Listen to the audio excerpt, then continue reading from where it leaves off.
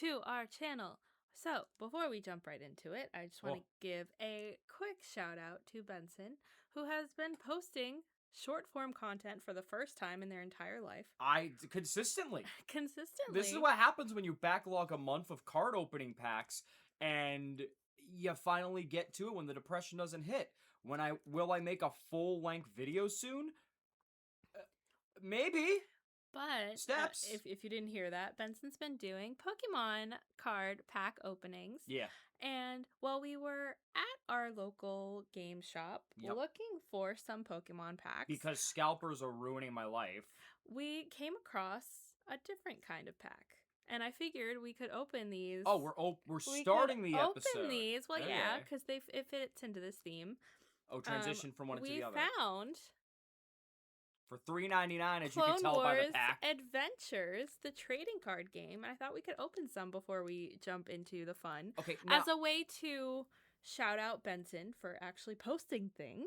All right, fuck you. That's wild. And because I just thought it would be fun. I mean, now, here's the thing about this. Trading card game is very loose. This is based on the online game, I think you said. I forgot there was an online game. So trading card game is very loose. There are trading card games like Pokemon, Magic the Gathering, and stuff where there's a mechanic system, and yeah, the collecting's cool, but clearly you want some use of battling. And then there are trading cards where I'm sure like this one where it's like, hey, there is a system, it's not that good, you're just here to collect some shit. So, yeah. This does actually look like there are, like, rules and stuff, though. Maybe I'll do a stream. Okay. Anyway. You gotta say the names. This is R4. Oh, P17. yeah. R4. I think that's Obi-Wan's butt. Hey, you got him! Oh, fuck. We got Grievous. Most nerfed character ever. Oh, dear God, it's him. We got C-3PO. That's nuts. Oh, wait, you got a free virtual item. Cool. We should go... Let's see if it works. Forget the podcast. Let's go redeem that shit. Hurry up. We have Pelta Class Frigate. You really said... You tried so hard to say that. Jabba. Oh. Yeah, Jabba. Jabba. Which actually kind of ties into what we're going to talk about. So does this guy. One of our main characters uses him as an alias. So does this guy. Captain Rex. Yeah. All right.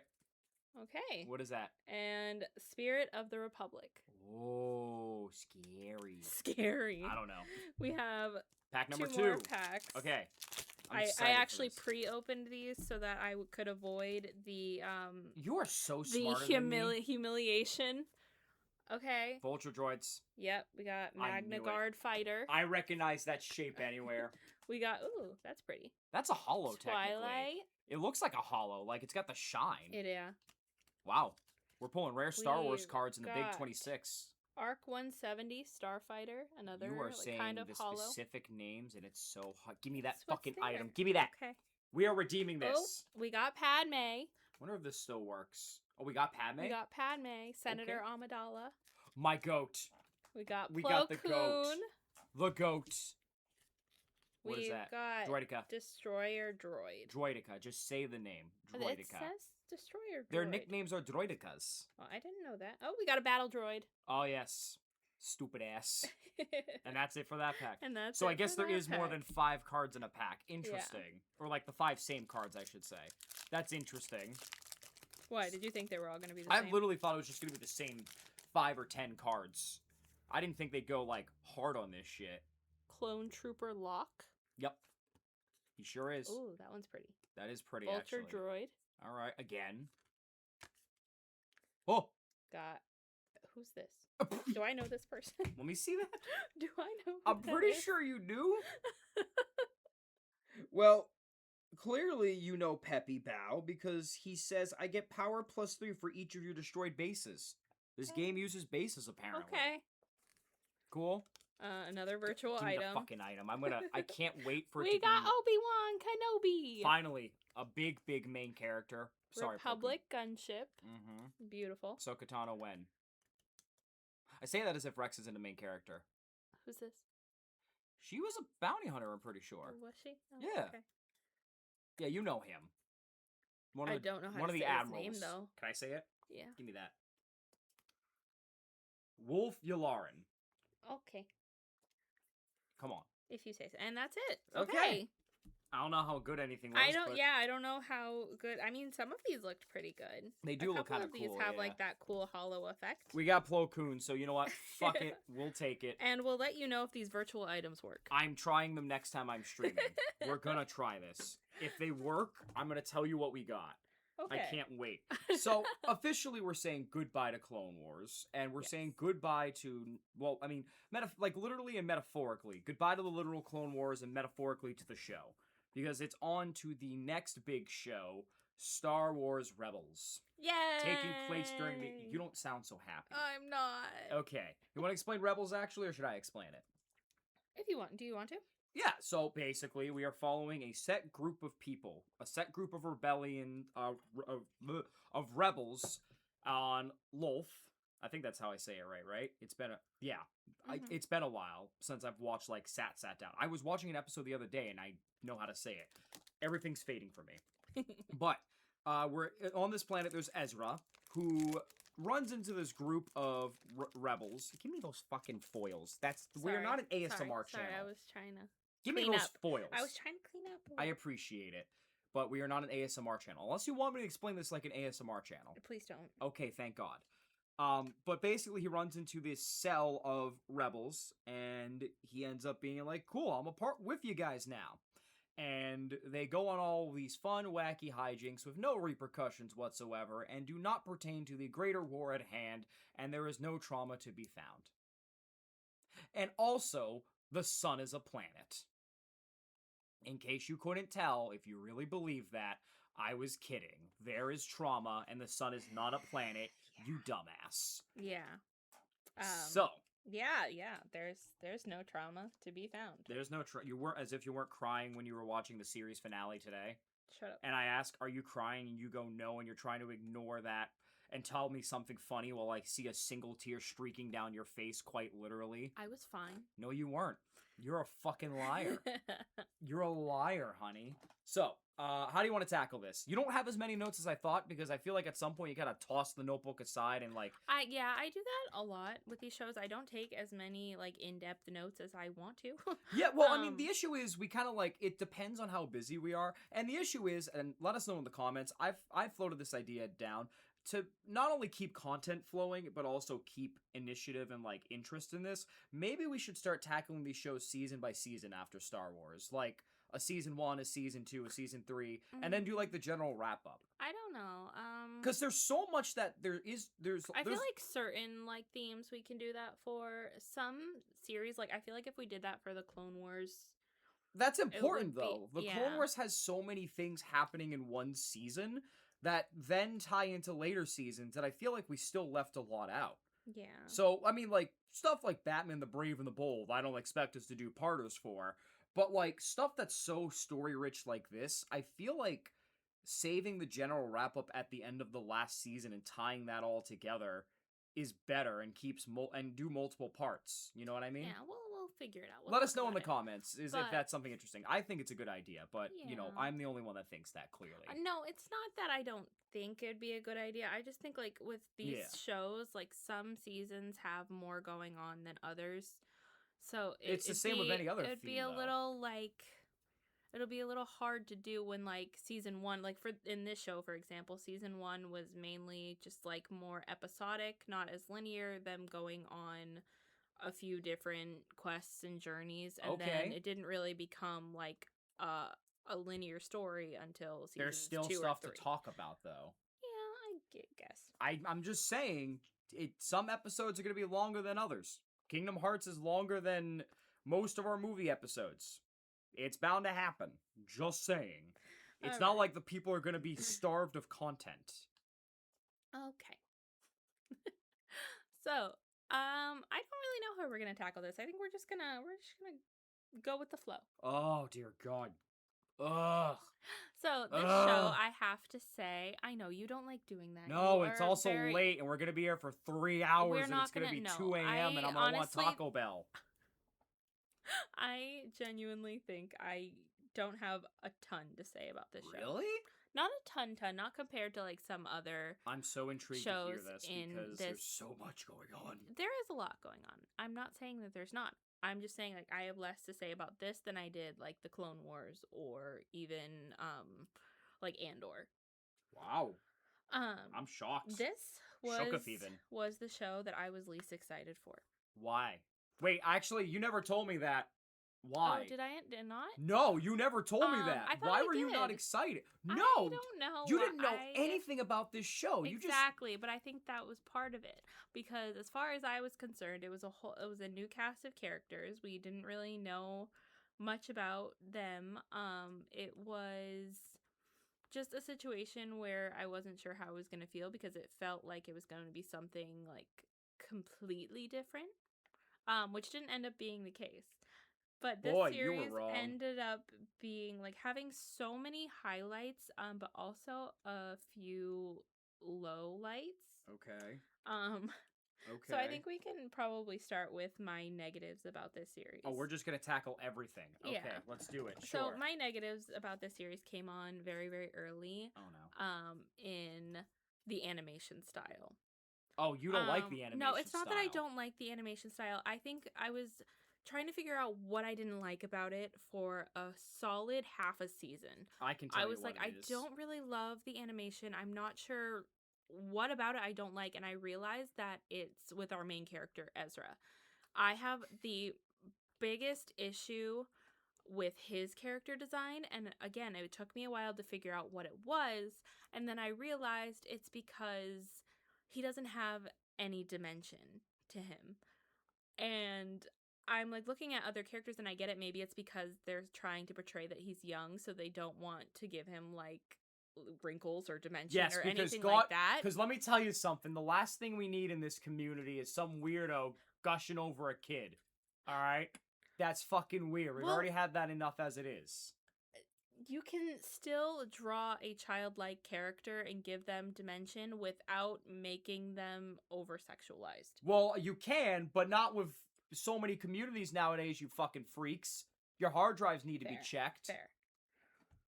But no, that was a little nah. And then fucking in the first season they showed Obi-Wan Kenobi. Who the fuck was that man? Because that was not Obi-Wan Kenobi. That was Obi-Wan Kenobi. It was not Obi-Wan Kenobi. They made him look much younger. And like his face was more rounded. And I'm like, that is not Obi-Wan Kenobi. What are you talking about? It was not Obi-Wan Kenobi. I sent you a photo. I remember this. I sent you a photo and I said, who the fuck is that man?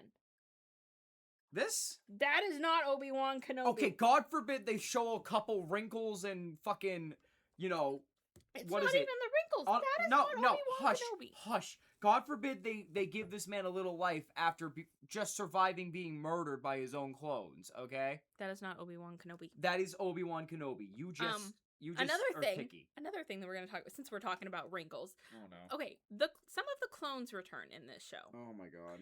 And they make it very clear at the beginning that 15 years has passed since the ending of the Clone Wars. Yes. Why the fuck do they all look so old? They already looked old. Listen, no, I'm telling you, Rex in the Clone Wars was what? Was like early 30s at the very oldest. There is no reason he should be bald with a gray beard. Yes. No. There are some people that age like that. Have you seen my father? I'm telling him you said that. The hair, I'm just saying. Have you seen my uncle? I'm telling them you said that. Have you seen my uncle? This is a genuine question. They're not that old. No, but that makes the gray hairs more like... I'm getting gray hairs and I'm going to be 29 this year. No, it just doesn't make sense. Yes, it does make sense. Yes, it does. Anyway, okay. What are you talking about? You're going to tell me in a galaxy far, far away, you know how people age? You're fucking wrong. Hold on a second. This is the one time I'm going to defend men. Wait a minute. Hold on a second. All men age differently. Okay? Do I expect every woman to have their fucking hair all like this by the 30s, 40s? No. Not always, because age hits everyone differently. And I'm willing to give the clones a little bit of a grace, considering they went through several years of war. Stress can do that to a motherfucker. You don't know where they've been.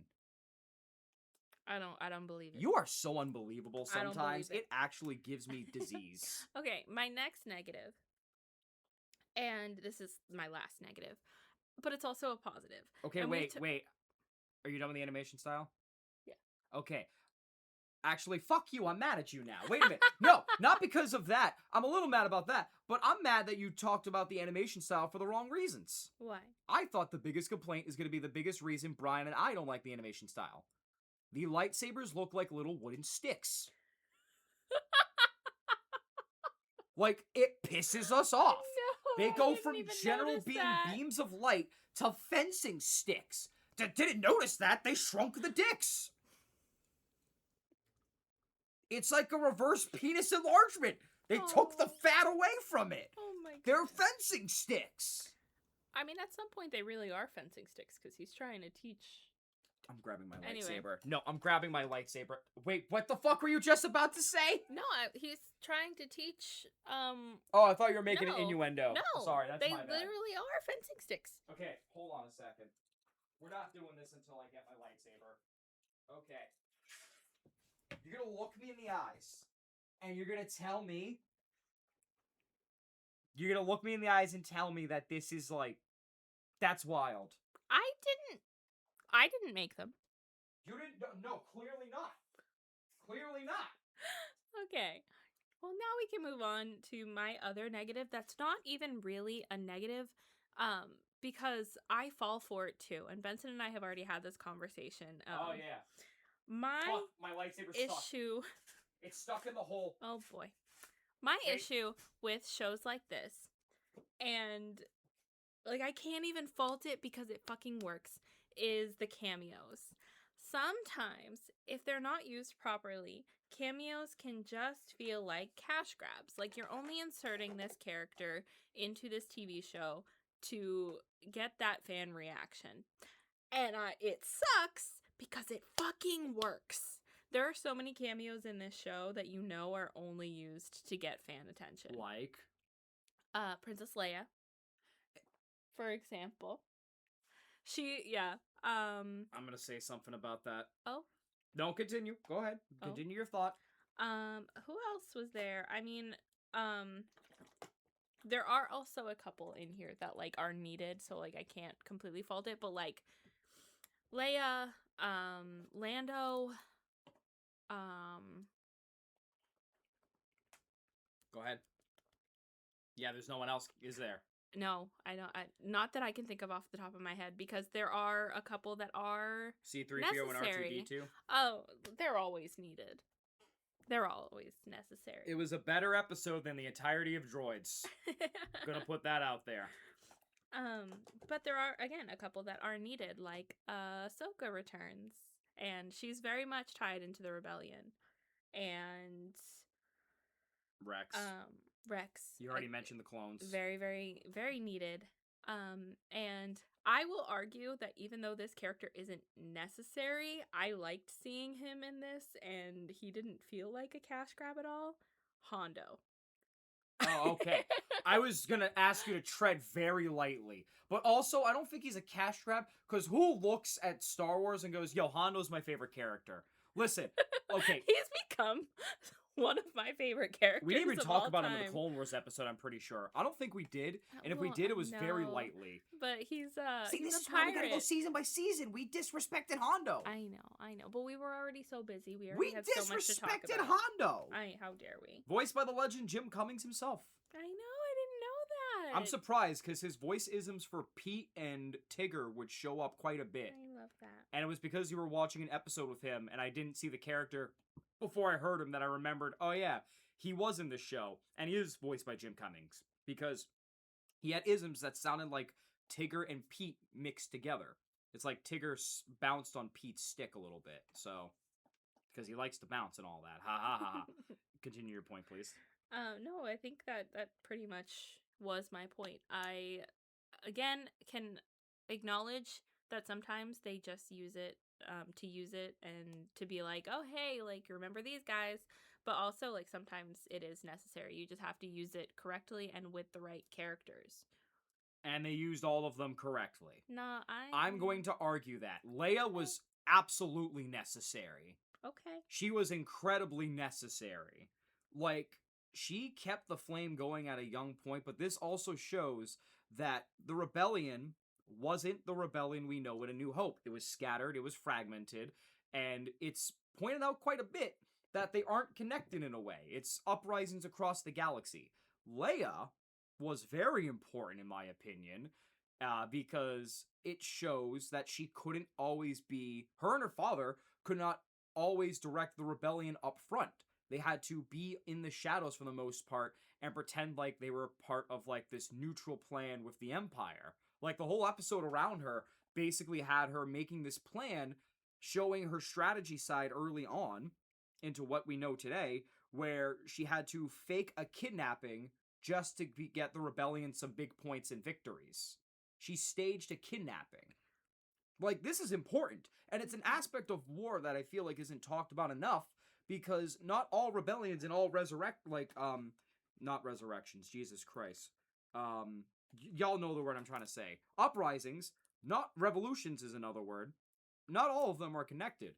And if you're going to do it from within, in regards to the Empire and fragments of the Senate being a part of the Empire and political prowess in some ways, you need to do it sneakily, especially when you have a leader like Darth Sidious, who's gonna fucking kill you at every turn. I'm just saying, she's the most important one, because it shows that uprising. If it was like Han and Luke being thrown around with no sort of like relevance whatsoever, yeah, No. I could see it. But it's important because it shows Leia's A, been there from the beginning, which has already been established when she was a kid with the Obi-Wan series, and B, it shows how the rebellion really started to get going. You're and right. How it wasn't always up front. Lando, I'd also argue, is important as well, because it shows what that tricky motherfucker was up to before being a part of the rebellion. It basically shows the roots for this character that we love, and his sneakiness that you didn't always get. I feel like Solo did a good job showing young Lando, but it also didn't do a good job really showing off Lando like his, basically two sides to every card mentality. This episode did a good job of it. Okay. I think everybody had a part to play. If, yeah, there are others. You could make the argument, and this is an argument people are starting to really make at this point, which is interesting to me. You could make an argument that Darth Vader showing up was a cash grab. Yeah. But he was important to everything in the Empire. Like, literally, his DNA is everywhere. Like, yes, he's obviously here in the Empire. Did Rebels need him? No. They really didn't. They could have done the entire series without Darth Vader showing up. But it's also giving him depth. Like, he's a fucking machine. But I feel like they couldn't have had Ahsoka there without Vader. No, but that's the biggest thing about doing it right, is that they did both justice, though.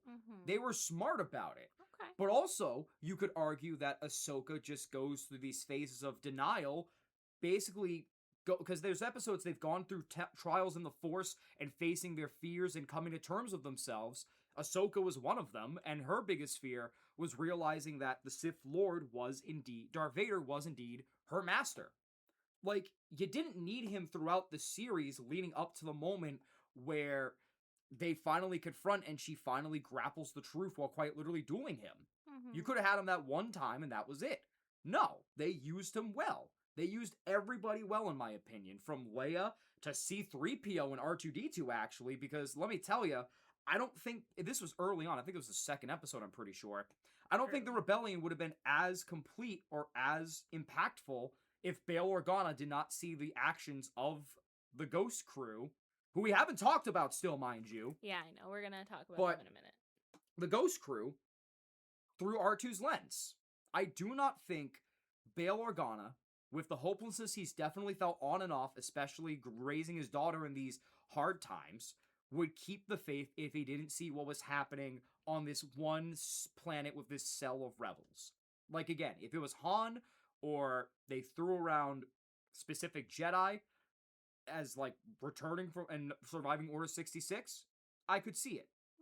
But this did not have cash grab cameos that fell off, in my opinion. They actually gave depth not just to the characters themselves, but to the rebellion and how it impacts everyone around them in its early phases, and also gives depth to the galaxy during an early time with the Empire, considering the transition period of this TV series from the early stages to the end. Okay. Okay. Yeah. No, I can see that. Benson does it again. It doesn't change my opinions on cameos as a whole. No, absolutely. I'm not trying to change that. But I can acknowledge the fact that 100%, the majority of them were needed. I won't say all of them. You won't get me to cross that line. Which ones you still are not? The majority of them. Which ones are you still not sure of? Lando? Yeah.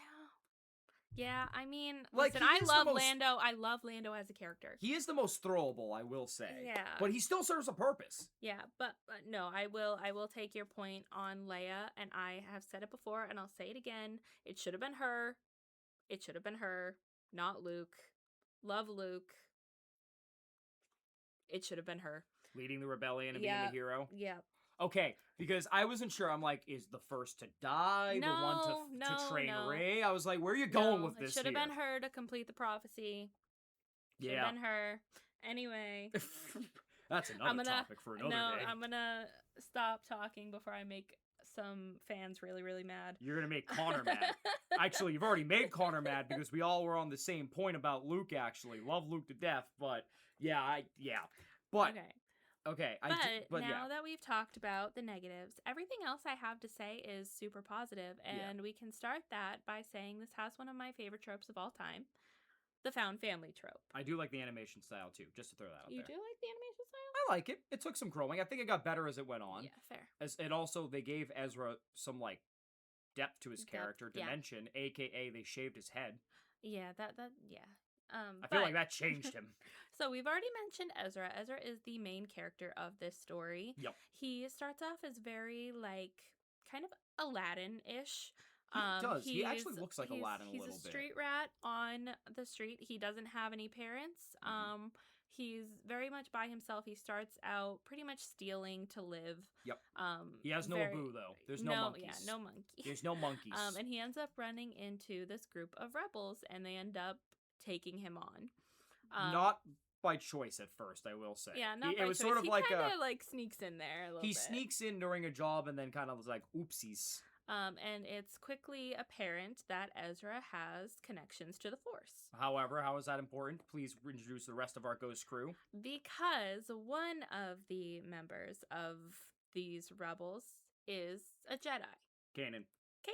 And Kanan ends up taking Ezra under his wing.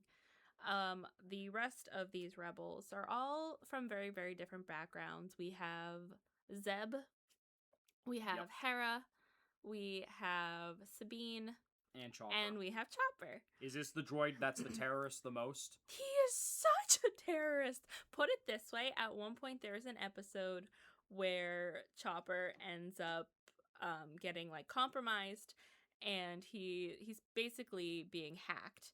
And the reason that they figure out that it's not Chopper, and that he has been hijacked is because he's being too nice. Yeah. And that he said, thank you. Yeah. And I'm sorry. So, that was funny. He's such a little shit, and I love him so much. He constantly pits the other two, all of them, against each other, and he laughs about it. He does. And something that I love about Chopper's design and just the thought that went behind him is that obviously he speaks like any other droid, without human words, but you can still kind of understand what he's saying. I do like that. I think I pointed that out to you when you noticed and we were listening. Yeah, because there you are can times understand it. I know there are times that someone will say something to him and he'll just say okay, and it sounds exactly like he's saying okay. There have been many times I swear he was going to start swearing. He probably did. I'm pretty sure he dropped an F-bomb somewhere. Yeah, considering at some point someone said, "Did your droid just swear at us?" and they were like, "Yeah, pretty much." Yeah. Yeah, it happens. But Chopper was probably one of my top favorites. Oh yeah, it's funny because they get a droid later on for a short bit of time. What's his name? AR-5 or something like that? AR-9? Something like that. I forget his name. And it's one of the other... It's basically C-3PO. except his C-3PO's snootiness was actually hysterical. And he talks like this all the time, and he's like this higher, this and that type of guy. Funniest shit in the world. He's C-3PO if C-3PO was also kind of an asshole. But even AR was useful. Yeah. More than C-3PO. Yeah.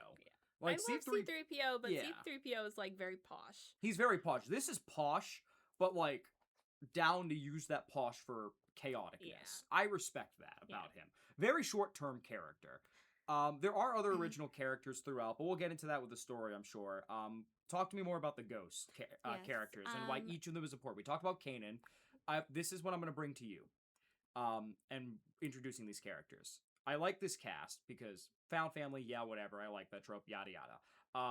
I like the more traumatic route where everybody has lost something and shows the galaxy has lost something to the Empire, and it's not just found family. They all have something to prove.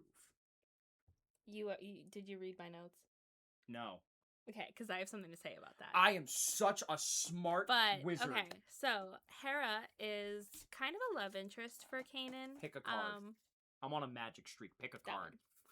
I don't know what this is, but we're going to find out. Anyways. But Hera's kind of a love interest for Kanan. Like they don't really explore it until like the later seasons. But she's also a badass pilot who we love dearly. She's really the one kind of leading the rebellion. While Kanan is like a very important character, Hera's the one that's driving the force pretty much the entire time. We know Kanan doesn't really want to be part of this rebellion. He doesn't want to get into the war. In his words, I've been part of a war. I don't want to be part of a second one. Well, it's also funny considering Hera, you consider her name in Greek mythology. Mm-hmm. Like, I ain't gonna lie, that was probably done on purpose. Probably. That was really smart. But she's such a badass. I love her so much. I don't feel like she got quite as much shine as some of the other characters. Yeah. But when she did get those moments, it was totally deserved. Is she up there in the upper echelon of badass women from Star Wars? Mm-hmm. Okay. Absolutely. Where would you place her between? Like, would you play... She's above Padme for fucking sure. Yeah. I'm gonna place her kind of definitely below Leia. Definitely below Leia. But a little below / tied with Ahsoka. Yeah, I can see that. Those are like the three badasses of Star Wars right there. That's like the Triforce of badass. And then we have Zeb, who is he is thought to be the last of his race. Why is that? After his race has gone through a genocide. At the hands of the Empire. Call it what it is. At the hands of the Empire. Not the first time we've done that. And he's the one that most is like Ezra. Like they give each other shit constantly, and they become siblings like very, very quickly. They're arguing about bunks and shit. They're arguing about rooms and shit early on. Zeb's ready to punch him in the face. Every time they have to act like they're prisoners or act like somebody's a prisoner on the other side, he has no problem punching like Kanan or Ezra square in the face, making it be like, sorry, it's supposed to be convincing. Like, it's the funniest thing in the world. But his roots of his character with the genocide also leads him to the biggest emotional outburst of the group, which is funny, or wild, I should say, given, again, you're with two people that are trying not to let emotion lead, but they feel his emotions with him. It's almost like letting men express their emotions is healthy, Jedi. Anyways. And then we have Sabine, who we learn later on used to be an Imperial soldier. And is from Mandalore. Very important, Mandalorian and all that. And this is where, like, and she's an artist. We love her so much. Like, we see her artwork all throughout the show, especially when it comes to vandalizing. I think, honestly, she's very close. It's like a square badassery. She's definitely up there. Yeah. I don't think she's better than Hera, though. No. She's still very young. And she's mostly where I wanted to talk about a little bit about what you were talking about. They are a found family in a lot of ways. At the beginning, I literally told Benson, I'm like, if this doesn't become one of my new favorite found families, I'm going to be so sad. And in a lot of ways, they are a found family. And in a lot of ways, we see those cracks in that family because they all come from very different backgrounds. And we're seeing very, very early that it's really hard to put trust into people that you are so different from. And the fact that like you have to put your trust into these people or you're risking your lives is really, really hard when you come from all these different backgrounds, when you've had these experiences that you're so used to putting your faith in yourself and knowing that you can only trust yourself, that now you have to put your faith into 5 other people. How am I going to do that? And we see that very early on with Sabine and Hera, especially because Sabine has had trauma relating to trusting people. And Hera's asking a very big thing, I need you to trust me. And she doesn't quite trust her just yet. So it's such an interesting character dynamic, and I think this is probably one of my favorite instances of that found family where we still see the cracks in the armor. Yeah. And there are some found family later on that play integral parts that come from their own backgrounds and so on and so forth. I mean, going back to them, Ahsoka and Rex, returning characters, you know? They were there for Order 66, obviously. I mean, Rex almost killed Ahsoka. And then Ahsoka, remembering Fives, thanks to Rex taking control for a second of himself, managed to free Rex from it. Like, these are guys that are fighting for their own reasons, for the greater good, and have their own stuff to unpack. Rex, actually, we unpack way more with him and give him more depth than we already did by unpacking his trauma as a veteran from the war and leading to this war and wanting to fight for a greater good. Like, this dude there's 3 episodes technically, one's a 2-parter, going back to Geonosis, where the Clone Wars started. Like, it is interesting to watch. One of them, the first one being the Battle Droids episode, and the second being the 2-part with the Geonosians and having to be like, I don't think this is right, when seeing someone that he held in high regard, Saw Gerrera, another returning character, technically. Mm-hmm. I think he was in the Clone Wars, I remember. He was, yes. Saw Gerrera, and seeing what he was doing and how he was acting. Like, there's that. And then Ahsoka still balancing, trying to, like, is she a Jedi? Is she not a Jedi? While also grappling with the fact later on, hey, your master's still alive and is the reason everything's dying. And is everything to shit. So they're not the close-knit family like the Ghost Crew, but it does show how the found family trope expands to the later, bigger part of the rebellion. Because your found family tropes, I do see actually expanding into other parts of the rebellion. Saw Gerrera, like, and the accountability of not falling to bad habits that the Empire does and being no better than the Empire. That's one. Rex, that's another. Ahsoka, that's another. Like, the rebellion itself feels like a found family fighting for the greater good, which I think we all need right now and try to find in pockets of the internet, especially with how expansive the world is. So, I do like this found family trope. I'm not as big as it as you are. I do like it.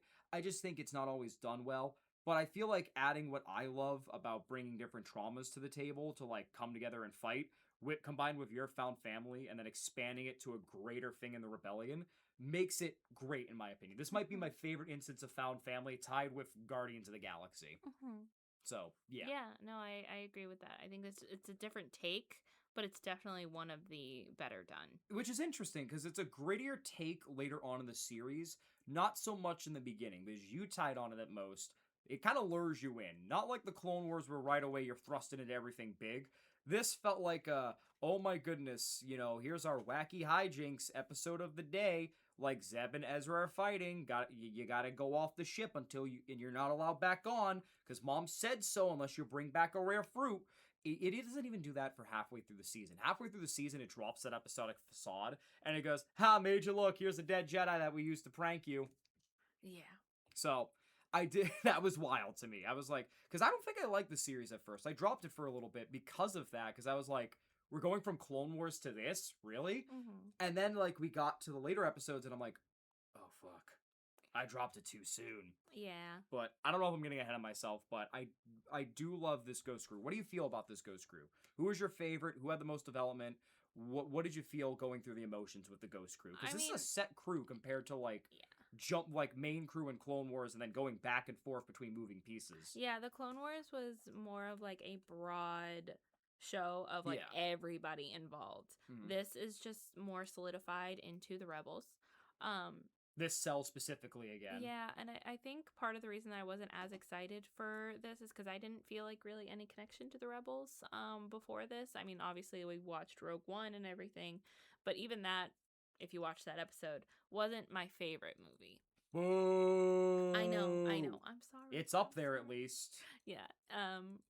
I do want to go back in some way before I do want to go back and watch it after I finished Andor, because I've heard like if you watch that after you finish Andor, you have like a new appreciation for it. Yeah, and I already had a big appreciation for it anyways.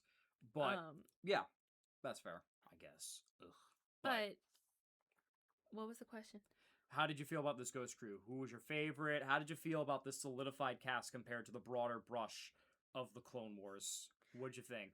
I mean, it was a little bit of like a letdown, just a little bit, only because like you go from such an expansive show to showing every moving piece of the world to something a little more like solidified. Which I makes sense, I won't say simple, because it's still not. Which makes sense though for this, because it is a cell. Yeah.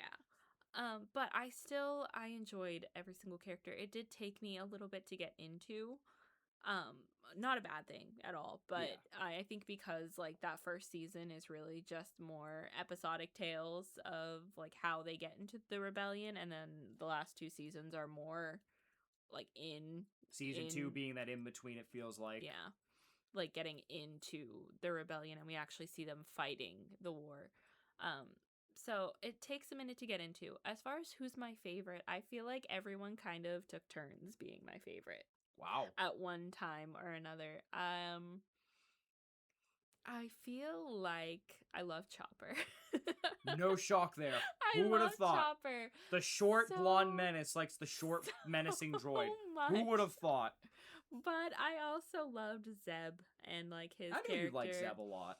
I think I liked him from the beginning. I think he was my top favorite at the beginning. Yeah. Hera took time for me to like, only fair. because she wasn't in it as much as everybody else. Like, she was not a focal point. She gets more expansive in other stuff like books, which is disappointing, but she is still good for what it is. Yeah. What about Kanan and Ezra and Sabine? You touched on Sabine a little. Oh, yeah. Sabine is another one that I wasn't, like, at first didn't feel a huge connection to her, and then we got her backstory. And then we saw, like, how important this rebellion was to her because of her relationship with her family, which we learned. A weapons, like, manufacturer, essentially. Yeah, and we get to see, like, why she's so guarded. I think the more, like, you understand her, the more you appreciate her character. Right. And then Ezra and Kanan. Again, Kanan, I wasn't sure. I was like, oh, another Jedi. Like, here we go. You actually have the reaction of a lot of people now, because Order 66 was this big thing. Everyone died, except for a select few. And now it feels like every show you go on, and I did want to touch on this, feels like everywhere you go, there's like another 10 Jedi popping up. I mean, fucking Grogu, to go to Mandalorian and tie that in. Very important, obviously, show. It is, they handle that well, but how many fucking Jedi survived this damn thing? Yeah. Which is wild, considering that council was thinned down after the Battle of Geonosis anyways. Like, they don't talk about the Battle of Geonosis, but there was a space battle, I'm pretty sure, in the canon, alongside the land battle, and hundreds of Jedi died. Albeit to stupid battle droids, but what do I fucking know? But it really does, I'm glad you mentioned that. I'm a little proud, because that is like a back and forth. I go on, man, this stuff's cool, but how many Jedi really survived Order 66? Did Palpatine actually succeed? Yeah. But continue your thought, though. How many Jedi are there? But I was literally just thinking, like, another Jedi, like, this is just gonna be, like, another situation of training a future Jedi and, blah, blah, blah. But honestly, Kanan kind of took, like, what I wanted Obi-Wan to be a little bit. He, like, considered the ideas of the Jedi Council, but he also used them in his own way. Yeah. And he was able to train Ezra and be like, hey, these are the ways that the old Jedi did it, but, like, there are also different ways to look at it. Like his relationship with Hera, Mm-hmm. for example, like he is well aware he shouldn't have these feelings, but he never tries to dissuade her. He never says, I shouldn't feel this way about you. He makes his feelings very, very plain and very, very I known. mean, who's gonna stop him? The Order's dead. You know? Right, but he easily could have been like, hey, this is what I was taught. Like, I can't have these feelings for you. What if there was that one episode? Because there's the episode where Yoda guides them through the training, and like, because Kanan's not sure about training Ezra. Ezra and his temptations to the dark side. Obviously, every Jedi goes through it. Like disembodied Yoda voice speaking to him, and all of a sudden, Kanan mid monologue, you just hear the silence go, and you just hear Yoda go, "Fucking you have been." Mm, shameful you are. Oh my Stripped of your role you are. And just summons a lightning bolt to kill Kanan then and there. I don't think that would have happened. That would have been funny as shit, though. He could have very easily just said, no, I'm not allowed to feel these feelings for you. And he didn't. No. And I like that about I him. appreciate that. Like, he uses his feelings. And he tells Ezra pretty much, like, you can feel your feelings. Just don't rely on your feelings to make decisions for you. See, this is what I like, because not only do I feel like I like Obi-Wan's character still, don't get me wrong. And I feel like the expanded show, no matter how people feel about it, really expanded him more. Not only do I feel like this is what Obi-Wan should have been in his prime with Anakin, but I feel like this is what Luke should have been. Kind of leading up until, like, the Kylo Ren stuff. Mm-hmm. Like, this is the stuff we were missing that could have made Last Jedi fantastic, and we never got it. Yeah, because I feel like even, like, I get what Connor's trying to say, and if you're listening, buddy, I love you, and I appreciate your opinion. But I feel like when we have these things happening in the past, and we do not learn from them, take The Lion King. The past can hurt, but you have to learn from it. I'm paraphrasing. Macbeth, I know that's not the exact. Circa 1999. I know that's not the exact quote, but like, literally, you have to learn from the past. And Luke, up until this point, has not. Mm-hmm. And it's the same thing with every other Jedi. And that's why I can really appreciate Kanan. I could have looked through this whole series and been like, whatever, I don't care. Like, he's just another Jedi. He's just following this stupid Jedi code that has not worked for anybody else. But no, he took it and made it his own, and then led Ezra on a different kind of journey. Yep. Absolutely.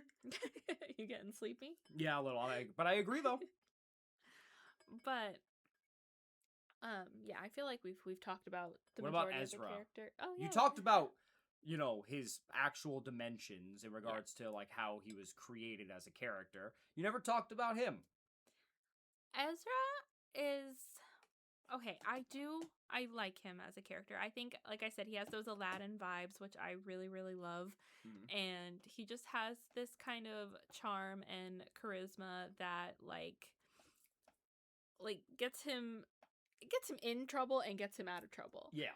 And it's really fun to see him grow. Very different from Ahsoka. Like, I feel like Ahsoka was trying to, like, just like most other Jedi her age, were just trying to follow the Jedi code and weren't really trying to question it too much, even though she had her rebel moments. Mm-hmm. Ezra is there and he's questioning constantly, and, like, I'm the kind of person, I like questions.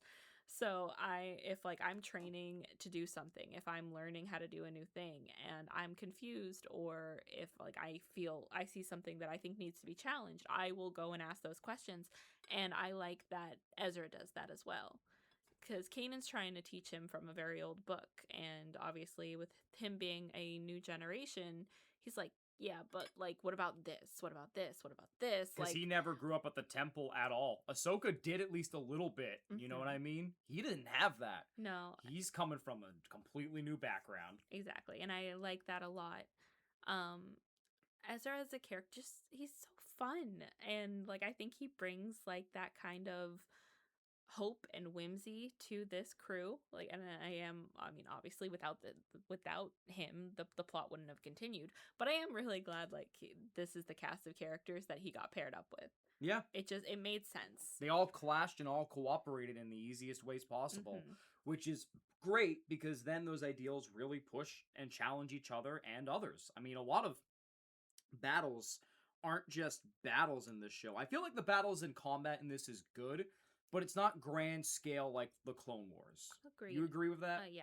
This feels more intimate in many ways. And you see it, one of the biggest moments, in my opinion, is when Sabine inherits technically the Darksaber for a brief while. She does. Which is the weapon of the Mandalorians, if you know from the Clone Wars. And Kanan's training her much like he did with Ezra. And he gets... Which, this is the part that I was talking about when I said the lightsabers do technically become sticks, because he's training her with a stick. That's fair. He's not trying to kill her on purpose, that's true. No, it's because he doesn't quite trust her. Yeah, but they grow from that, though, because he gets advice, she cools off and confronts her past while Kanan confronts his past, present, future as a Jedi and mentor, and it all works out in an interesting way. Like, those moments I appreciate. It's a lot more inward battles that are projected outwardly, which is really cool. Like, there's still grand battles in many moments of the Empire and other stuff, don't get me wrong, but they feel a little scaled back compared to the Clone Wars. So, which I want to talk about in a minute, but I don't know if you have any other points first. Not about characters, no. What about in general? Do you want to say anything about the worlds, the storylines, the pacing? Anything you want to say? I think the pacing was great. I mean, like, how much more are you going to fit into 4 seasons? That's true. I think the world's limited. They are limited. Compared to the Clone Wars, at least, it is really limited because for the most part, we're fighting to protect Ezra's home planet. That's true. So it is only taking place on the barren sand, and it was really funny because I think it was Sabine, actually, that said, I hate sand. It gets everywhere. It gets everywhere. And you looked at me and I was like, she said the thing. And I was like, they referenced it. Listen, say what you want about characters, but line cash grabs, I'll take that any day of the week. That shit was funny as hell. Did it fit in? No. Was it funny? Yes. Might as well have had Yoda fucking spouting do or do not right in the middle of it all. But that shit was funny. Anyways, continue your point. As far as, like, anything else, like, the themes of the show at some points did get a little repetitive. Especially with, like, Kanan and the him trying to figure out, like, where he stands as a Jedi. Yeah. Because as far as he knows, he's the only one left. I mean, like, he knows he's not the only one left. Everyone was in disbelief Obi-Wan was alive. But, like, as far as he knows, like, he's the only Jedi that he knows currently that is alive. And he's trying to figure out, like, where he goes from here, especially since he has to train a new Jedi. So, like, I don't know, I feel like we did, like, get that repeated a couple of different times. Not that, like, growth is linear or anything. It just felt like every time we saw Kanan, at one point he was struggling with something different and, like, always trying to, like, to figure himself out, using the Force and using, like, other forces that are connected to the Force to figure out what to do. And it just felt a little repetitive. The other characters had some good growth, though. Yeah. Sabine had the best growth. She did. Zeb had the best outcomes. Sabine had the best growth, in my opinion. Yeah. 100%. Which are two different things. Yeah. But I think that was the best. But I do agree. Kanan especially, it felt like, because the Jedi did take a forefront again, much like a lot of Star Wars series in many ways. I mean, even Mandalorian, there's a Jedi right there in Grogu in the making, so he takes front and center. But I do feel like the best themes of this show, and this is what I want to talk about the story. I like this in regards to the conflict, because Star Wars The Clone Wars is great, politically speaking, when you're viewing it from what it's meant to be. There's this powerful force made up of different parts in this said force, and they're seeing the world through different eyes and lenses, and realizing maybe they aren't the good guys after all until it's too late, and everything goes to shit. Like, at one point, later seasons, we really do start to see Coruscant, the main planet for the Republic, turn on their own armies. Things start to hit the fan. You're getting this grand sweeping thing, thinking these are the good guys. Maybe they're not that perfect after all, though, and it's sprinkled throughout before it really hits heads in the later seasons. This is straight from the oppressed in many ways. Like, whether it's the Jedi being shot down by the Empire, Zeb and his species, him thinking he's the last of his kind, Sabine basically on the run with a bounty for, running away after manufacturing Imperial weapons and sabotaging it, and, Chopper being an absolute horrifying menace to society. But this is the view of the oppressed, the really, like, the people against the government, against the big power turned bad. And I like this aspect because it really does show how the rebellion grows and how power to the people at the end of the day. I love that. I don't know if you got that feeling in regards to, like, this story compared to Clone Wars, but that's what I love about this show, is that it shows, the power of the oppressed when they rise up together, even if it's through separate worlds finally coming together. Yeah. Yeah? Yeah. Is that all you gotta say? Yeah. I just gave I this agree. grand... Yeah, okay. I agree. Yeah, it's great. Great analysis. Do you want to add anything to it? No. You sure? Yeah.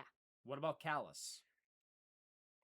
Oh, I forgot about Because especially him. when it comes to Callus. Yeah, he turned around, huh? Do you want to talk about Callus and how this ties back to what I just said? Yeah, Callus was our enemy at the beginning. He was actually the big bad for a while. He was the one that we were mainly focused on destroying. That fucking changed towards the end when we got fucking... Now, why was he so important, honey? What made everyone realize, what was the point where you're like, wow, he's not just an Imperial, he's an asshole? I don't know what you want me to say. Zeb? Oh, yeah. He's the one that that really yeah, him and Zeb had some problems. And why is that, honey? Because he's the fucking reason for the genocide. Yeah. Like, why you being around it? Yeah. Why you pussyfooting? Because we grow to love him. Okay, fair. And why do we grow to love him, though? He actually becomes a double agent at one point. He ends up, so they have, what's the word that I'm looking for? Your conflict? No, the people, hold on. You're really trying here. You talking about the Zeb episode where Zeb and him are stranded? No. Because that was important to growth. You know what? You think of your word. I'm going to talk about this. Fulcrum. Codename? Yeah, no. What's the word? What are you talking about? Just talk.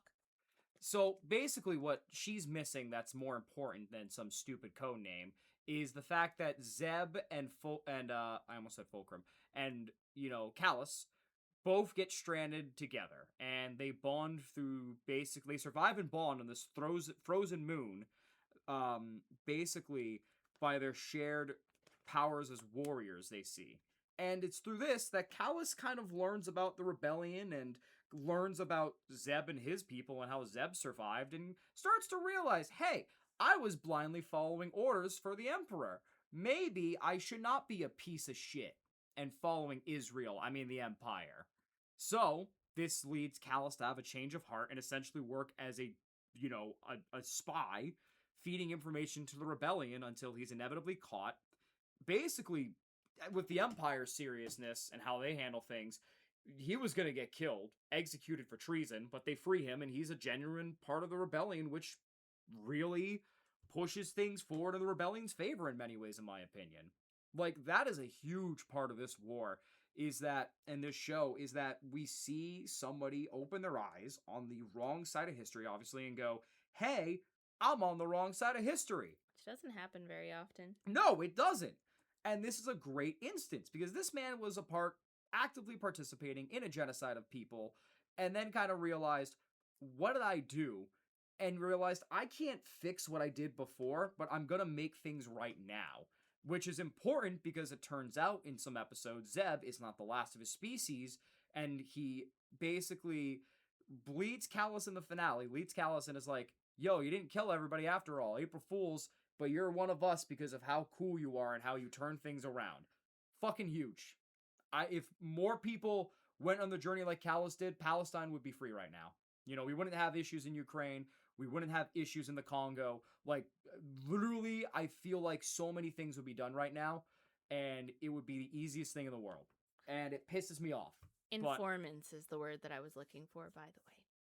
They have undercover informants who all go by the name of Fulcrum. Ahsoka, one of them. Yes, Ahsoka being one of them. She's actually the first one that we meet. Yep. And then we learn that there's a second one after Ahsoka dies. Okay, I guess we're going to tackle that in a second then. Holy shit. I mean, you kind of already mentioned it. I did? Yeah. You said she battled Vader? I didn't say she fucking died, though. She did.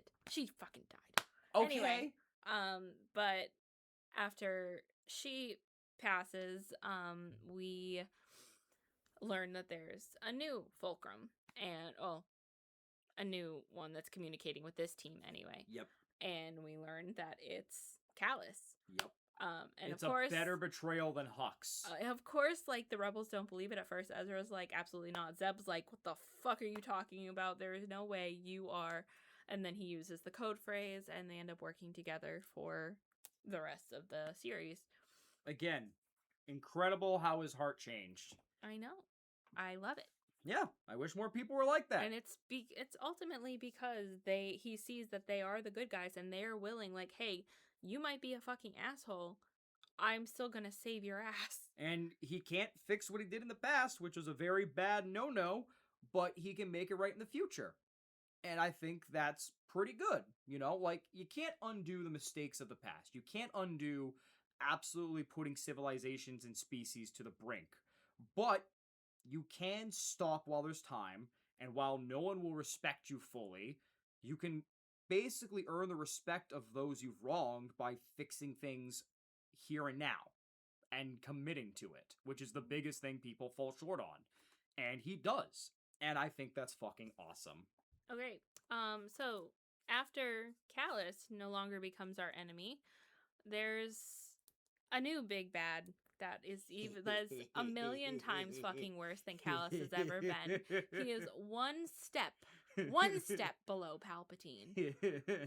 And I wanted more from him. Ooh, can I talk about him? I wanted more from this character because he's such a good villain. I had heard about this character before. Like, I knew that he was somewhere in the Star Wars universe, but I didn't know who he was. I'm foaming at the mouth because we thought he'd never come back because he was a part of Legends lore.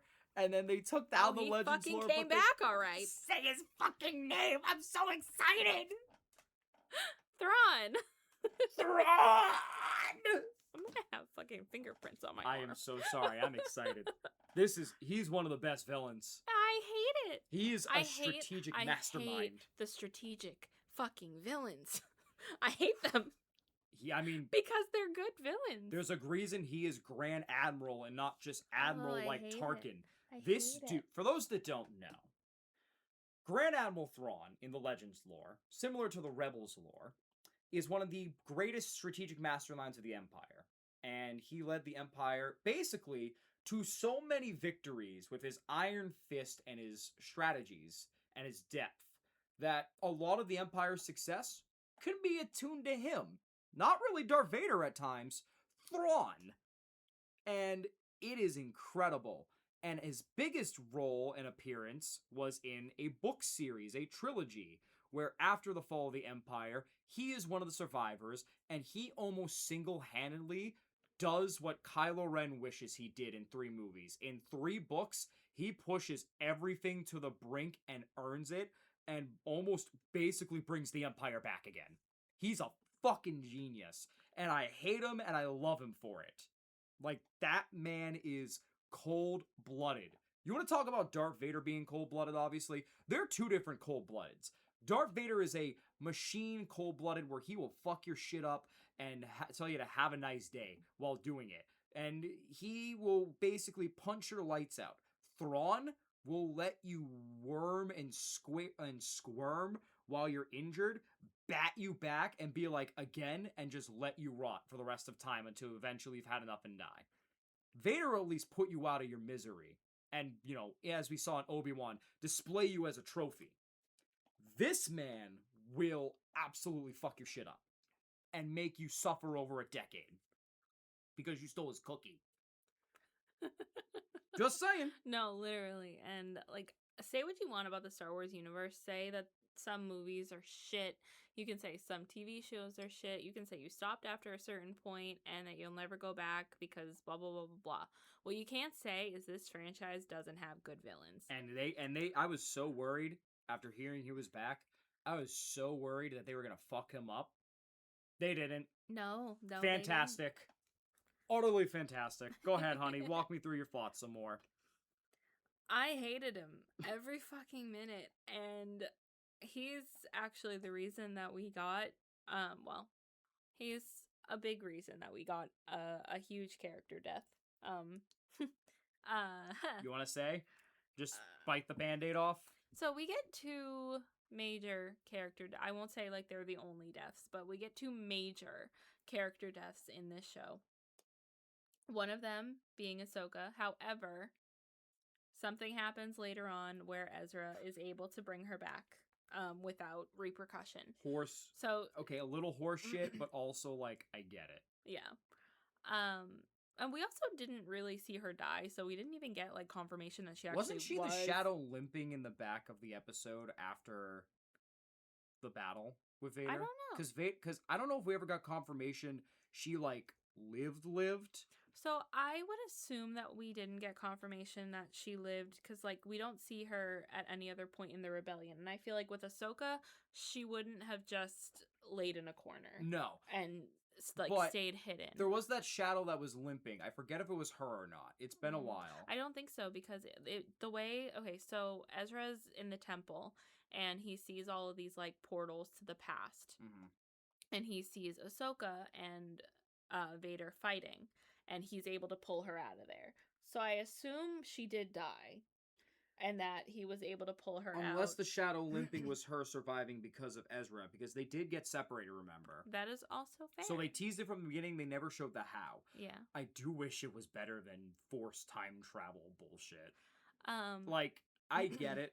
Yeah. It's kind of cool. But it's so stupid at the same time. It's one step above somehow Palpatine returned. But while he's in that, while he's in the temple, he's thinking about preventing the other death that happened. And it's a death that I knew was coming because they were focusing very heavily on this character's romance. Mm-hmm. And I texted Benson. I'm like, he dies, doesn't he? And Benson's like, what do you mean? And I'm like, they're just focusing a lot on his romance right now, and they just kissed, and they're talking about, like, all this lovey-dovey shit. And I'm like, he dies. Like, there's no way they're making it out of here with a happy ending. And I was fucking right. Yeah, Kanan dies. Kanan dies. And I was really sad. I was hoping, like, through the next, like, 5 episodes that at some point we got a, haha, just kidding moment. No, we didn't. They almost did, but then they were like, without Kanan, none of this would have been possible, and the timeline would have been altered in the Force. Yeah, so he almost brings him back, and then Ahsoka's like, he died saving you. If he doesn't die, none of you would be here right now. And because of the way they did it. It wasn't like he died in a lightsaber battle, or he died getting shot. So first of all, Hera finally admits that she loves him. Mm-hmm. Which, up until this point, like, I thought we already knew, but whatever. Cool.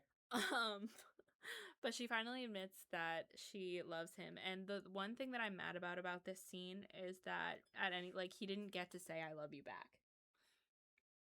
Yeah, it's the romance that never got to be truly reciprocated. Yeah, I mean, he did love her. Like, she knew that from the very beginning. He was waiting for her to feel those feelings.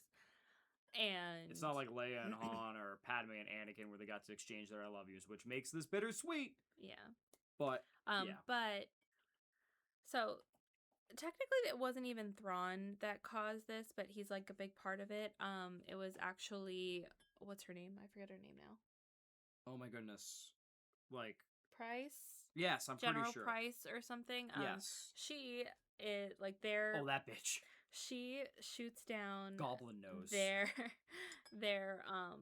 fuel tanks, and because of that, like obviously Kanan uses the Force to protect everybody else because they're trying to get, they're in like they're in their ship, and they're trying to get away, but Kanan's using the Force to hold the flames back, and Hera tries to like come rescue him, and he's holding her with one hand with the Force, trying to keep her away, and holding the flames with the other, and he realizes he can't do both.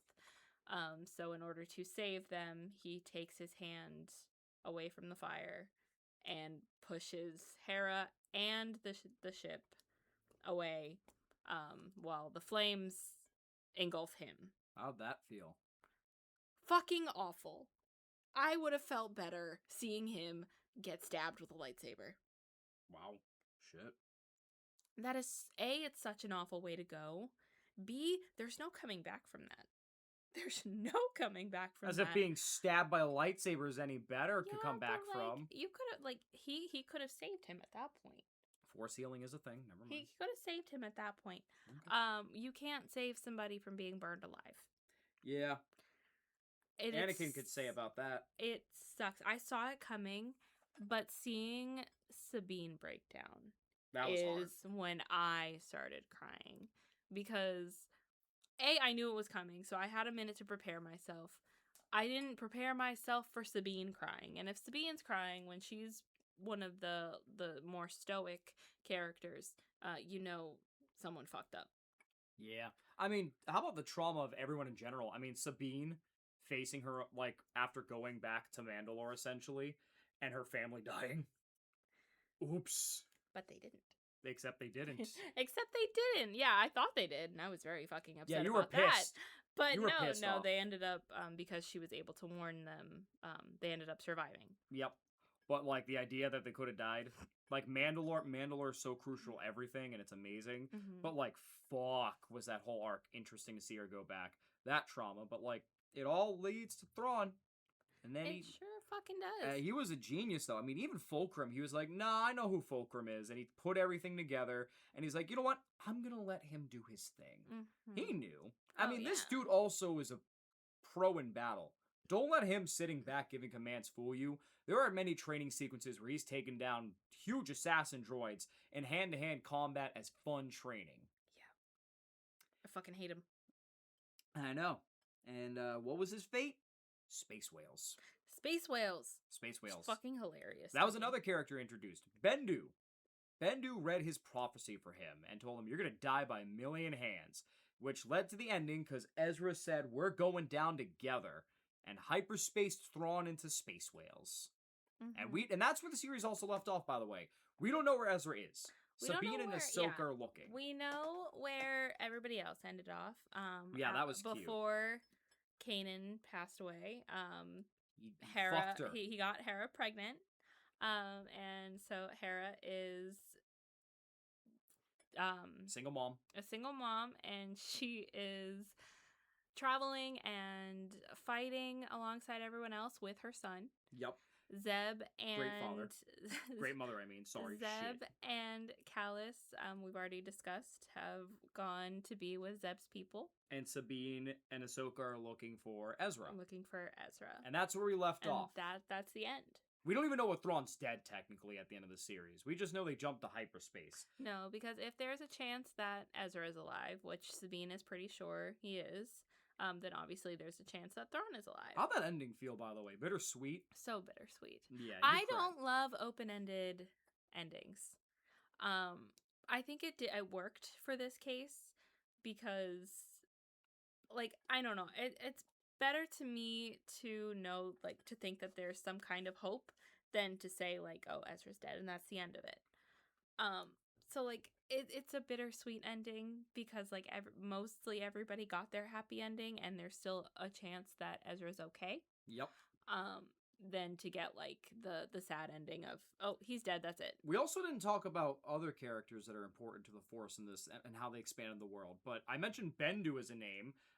He's a giant fucking big-ass creature that represents the Force. He looks like a buffalo. He does. As he puts it, he represents the good and the bad. He is the in-between.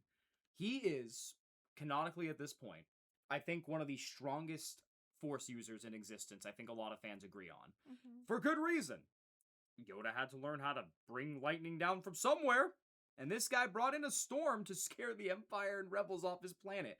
But it shows an interesting side where you have all this power, but you don't want to perceive good and bad and want to stay neutral to everything, which pisses Kanan off, obviously.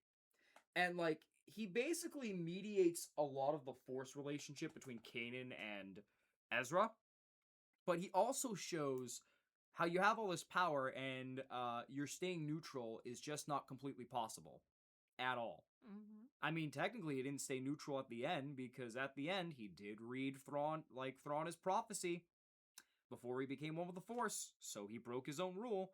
But how did that feel, seeing someone claim to be a truly neutral character in a war? There's no such thing. We talked about this in the Clone Wars. You can say you want to remain neutral. At the end of the day, if you are giving advice to one side, if you're in any way getting involved in a war, which you are even by talking about it. If you're being complacent, you're on a side. Like, you're picking a side either way. You don't get to be neutral. I am so proud of you. You are the best. You're so smart. You sound like me. It doesn't make sense. And at one time or another, like, you're getting involved in a war, whether it be because you're talking about it, whether it be because you have decided that you want to pick a side, or whether it be because somebody comes in invading your land. You are getting in the middle of a war. Mm-hmm. Whether you want to, whether it's voluntary or not, you are getting involved. Yep. And it's very interesting because he mediates another important pawn in Ezra's development. You want to talk about him? The other pawn in Ezra's... Are you thinking who I'm thinking? Yes. Maul? Yes. So Maul makes an appearance. Darth Maul, who's not going by Darth Maul anymore because he doesn't want to be associated with the Sith. He just wants his revenge against Obi-Wan Kenobi. So he's there and he wants Ezra to be his apprentice. Mm-hmm. Ezra doesn't want to be his apprentice. But Darth Maul doesn't give him much of a choice. They go through all these trials and holocrons, and at one point they pull a Kylo and Rey where they're connected in the Force in many ways. Mm-hmm. Like, oh boy, how'd you feel about Maul? I liked him. I like him as a character. He's a very complex character, and I feel like through the TV shows, they've given him a lot more depth. I feel that way about Darth Vader as well, not specifically in this show, but in the shows in general, they've given him more depth, and we get to see more of the dark deeds he's actually done. Like, whereas the movies, where in the movies, like, we were just told that he's this big bad character. They gave depth to Anakin, not Darth Vader. Yeah. There you go. But no, I think these shows are doing a great job at it. Maul was just a dude that got cut in half and basically set forward Anakin's path by killing Qui-Gon Jinn. Yeah, I mean, I do feel like where Darth Vader became more of like this actual big bad entity, Darth Maul is more just like a raging psychopath. But like he's just more desperate and it almost like a little pathetic. And I mean that in like a way that you kind of just feel bad for him, because he just wants his revenge, and while he is targeting Obi-Wan Kenobi, he also like at some points acknowledges that like it's not just Obi-Wan that he wants revenge on. He wants revenge for being tossed aside and for being made to believe that he could be this great Sith power and then them taking it away from him. Mm-hmm. Which we learn when Maul comes face to face with Obi-Wan Kenobi because of Ezra. Oh yeah, because they found their destinies would merge in a planet with the two suns, and Obi-Wan's there just giving his nice advice, being like, "Hey, how you doing?" Giving advice, and then he's like, "I don't want to fight Maul," and then Maul's like, "You're gonna do it anyways," which ends up in a very, very short battle between Obi-Wan and Maul, which a lot of people didn't like. Where Obi-Wan kills Maul. It was really, really short. I know you said not a lot of people liked it. I thought it was just a little anticlimactic, but inevitable. But, here's the thing, though. You don't need it, especially because Obi-Wan's fucking old in this. Mm-hmm. He's not the same guy. He has to be smarter instead of playing harder. And you know how he does it? By changing through battle poses to piss off Maul. She didn't realize this until I told her. And looking back, I'm sure she'll see it now. But he went through 3 poses. His Ben Kenobi pose, his Obi-Wan Clone Wars battle stance, and then he basically, I think he finishes off with this, but to piss off Maul, he finishes in Qui-Gon Jinn's fighting stance, which sets Maul into Plan A, same strategy I used to kill your master, I'm gonna kill you, but Obi-Wan's smart, and instead of taking the headbutt, just slices through. And that's why it's short and anticlimactic. Why do we need a big duel? We've had so many big duels with Obi-Wan and Darth Maul. That's fair. A cowboy, standoff style moment for these two was the perfect way to end it, in my opinion, given Obi-Wan's age especially, as he slowed down. I mean, I'm a little sad about his death, if I'm being, so honest. He is a character that you want to see more of. He's not truly a heinous villain. And he does have some fun moments. And, at the end of the day, it's not his fault. Anakin, at a certain point, you can stop saying, this isn't his fault. He doesn't have to, he was manipulated. At some point, you have to stop, feeling bad for him. Because he starts becoming his own person. And he starts doing these heinous, awful fucking things. Darth Maul, you just can't help but feel bad for him because the entire time he wants revenge on Obi-Wan, but he also wants revenge on Palpatine and his he was raised with a specific purpose in mind, yeah. At the end of the day, and when he dies, his dying words to Obi-Wan are because he realizes Obi-Wan's on the planet protecting someone, which is what got Obi-Wan to finally cave and duel him. Basically he says, is he the chosen one? Is he the chosen one? And he'll finally Obi-Wan just simply went, he is. Free. And, not even set us free. I think he simply said he will avenge us. Yeah, something like that. That's fucking brutal. But, yeah, and it's hard.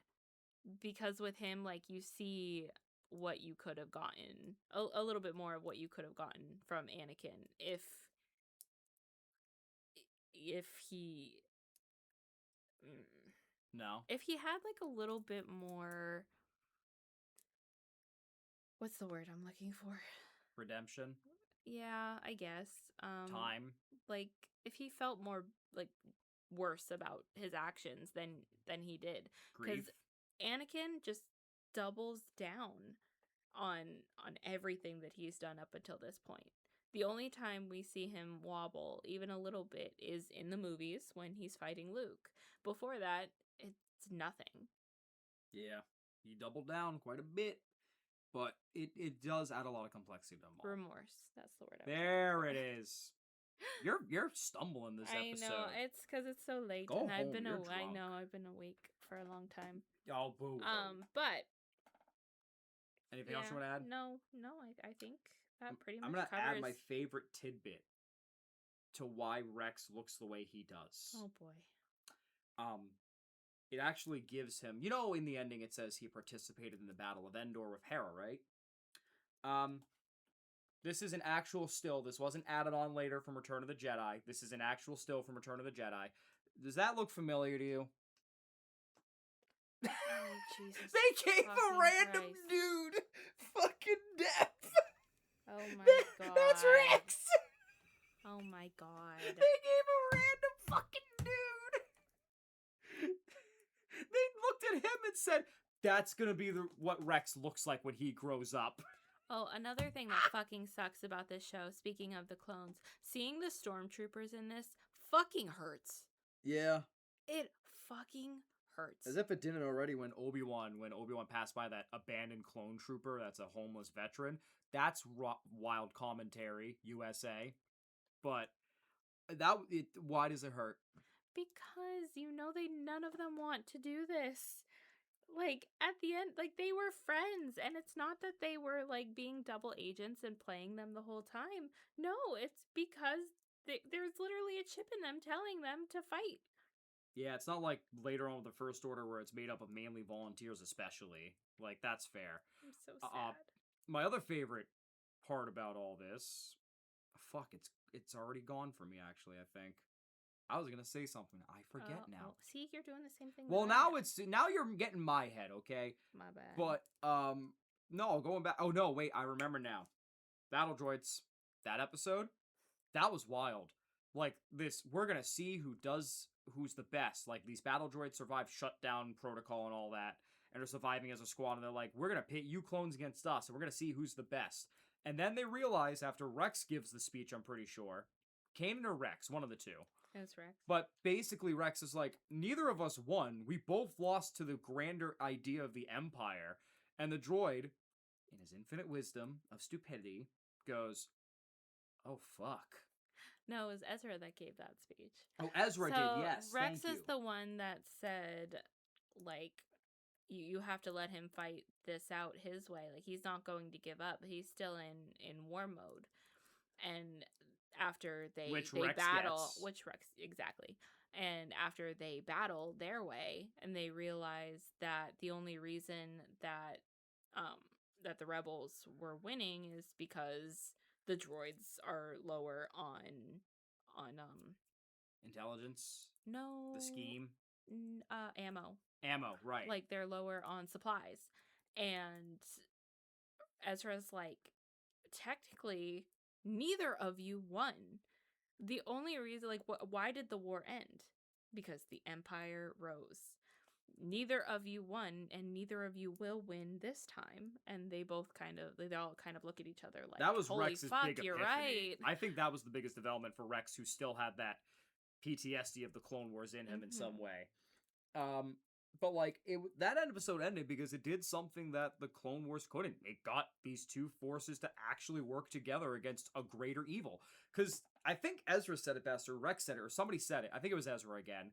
But they're like, you guys were trying to rebel against tyranny, technically. You were built to like be like rebels in your own way and like rise up against what you saw as tyranny. Well, here's tyranny right now.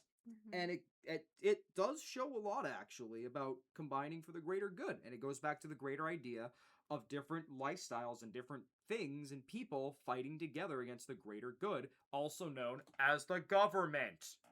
But it was also funny because it really was the first time, I feel like, the droids and clones actually did get along.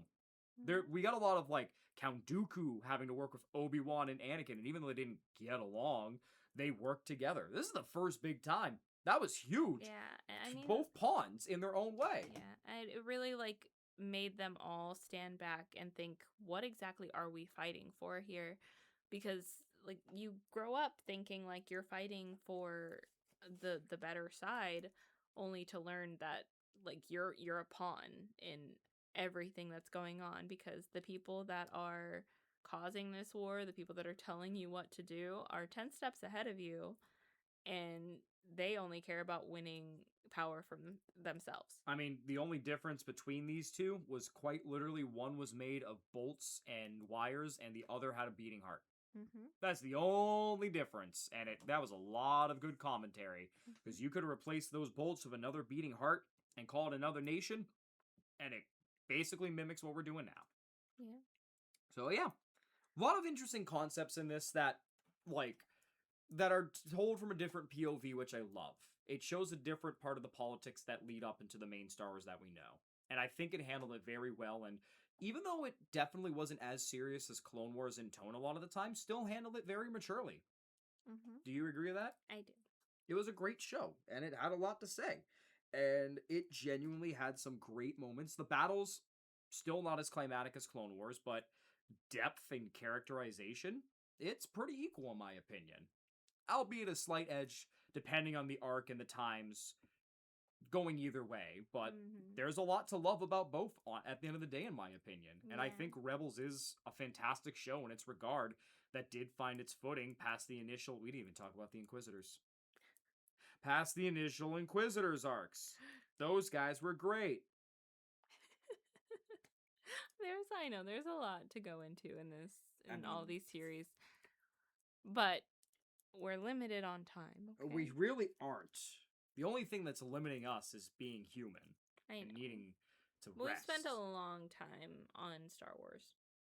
And that's an issue. Why? Because we have other themes to get to. No, we fucking don't. Yes, at this point, Star Wars nonstop. Bring out the Dancing Grogu. Anyway, is there anything else you want to say about Rebels? Because I think I've said my piece. You gonna do any wrapping thoughts? I was asking you if you had anything. No, I said my piece. Utterly fantastic show that has a lot of depth. I feel like people didn't look past the first half season and first season maybe entirely, but it's amazing. With everything Star Wars related, you can't just, or at least the TV shows, you can't just watch a couple of episodes or even just a single season and like get the full gist of the story, especially like series like this. You really need to continue on and just watch, because again, the first season and a half are just them going on all these adventures. It's not until a little later on. It lightly touches stuff like Zeb's background. Yeah. But doesn't delve it. It's not until later on where they actually start getting into the rebellion and traumatic things happen. And even then, the episodic nature is pretty damn good and still touches upon things like Zeb at the end of the day, but it doesn't pay off until later on. But that's the point of developing your characters. Thank you. But otherwise, I think this is a fantastic show. Better than Clone Wars? No. Okay, that's what I thought. No, I don't think anything will beat Clone Wars. Yep. I did it again. Other than Andor. Yeah, I mean, that's a hard battle to fight. Andor is just utterly perfection. It is. It really is, which is why Disney's dropping Star Wars, because how are you going to look at the pro-Israel company and make a pro-Palestine product? And I'll tell you how. You're going to follow it up by releasing the most underwhelming Star Wars movie of all time in 2026, and then followed it up with Ryan Gosling in Star Wars. That's how. Fuck you, Disney. I can't say it enough. I can't say it enough. Okay. Now, what are we doing next? So we were going to do the Bad Batch. However, we are a little behind schedule again. I'm so sorry. This is all my fault. I'm really bad at this. Well, the issue is, again, we should have broken it up, but I digress. Well, not even that. I'm just working a lot. That's really it. I'm not even really I'm so behind on my reading goal for the year. It's not even fun. Her YouTube channel is suffering. Well, because I'm not reading as much as I want to be or have been in the past. And it's because this year was the year that I upped my work hours and I'm working both jobs for the majority of the week. Yeah. Which I hadn't done. She is absolutely the harder worker of the two. Which I hadn't done in previous years, so this is like a whole thing. Yeah, she's the harder worker of the two. We both go through it, but she's absolutely the harder worker of the two. Like, way more hours than me. Not harder, just... Bitch, I'm trying to give you praise. Shut your mouth. Thank you. But, we realized that with the timing, we are running out of time to see Mandalorian and Grogu in theaters. So we're going to bump back the Bad Batch, and we're going to do 3 things in one, which may end up biting us in the ass, but it's fine. We'll be watching The Mandalorian. Yep. We'll be watching The Book of Boba Fett. Watch it. That's a sleep and a half, sister. And we'll be doing Mando and Grogu. So we'll be talking about 2 TV shows and a movie. And a partridge in a pear tree. And a partridge in a pear tree. And so that'll be like half of the remaining things that we have to watch. And then the other we'll do probably Bad Batch, Ahsoka, and then Darth Maul. Which works out because Ahsoka really does answer the question, what happened to Ezra and Thrawn? Yippee! It does? Yeah. Oh, good. Yeah. That's why I said it tied into Rebels. Oh, okay. Which is exciting. Okay. Yippee! Maybe we're getting Dark Command after all. All right. I'm excited and nervous about The Mandalorian. You should be. I don't Weird know. time to be a Star Wars fan. Okay. I'm excited because of Baby Yoda. I'm calling him Baby Yoda. I refuse to call him Grogu. Bitch, he has a name. Cute. He has a name. But I'm also so nervous because I've heard like the later seasons are suck ass. Not great. Okay, let me put it this way. I'm gonna say this without context. Jack Black and Lizzo have a musical number, technically. Anyway, we'll see you hopefully. Keep that silence. Keep that silence. I wish you could have seen her face, audio listeners. That's fucking amazing. I don't think I could have scripted that any better. You genuinely had no idea, did you? No. Oh, this is going to be a great time. I cannot wait for that. Anyway, we will be back hopefully in a couple of days with our thoughts on those. It will probably cut a little bit into July, but then we'll take the rest of July off to catch up on what? The Corner, apparently. I was going to say, why'd you look at me for that? Because you laughed. Because that was funny. Catch up. Huh, that's funny. Anyway, we love you. We'll see you next time. Goodbye. Bye.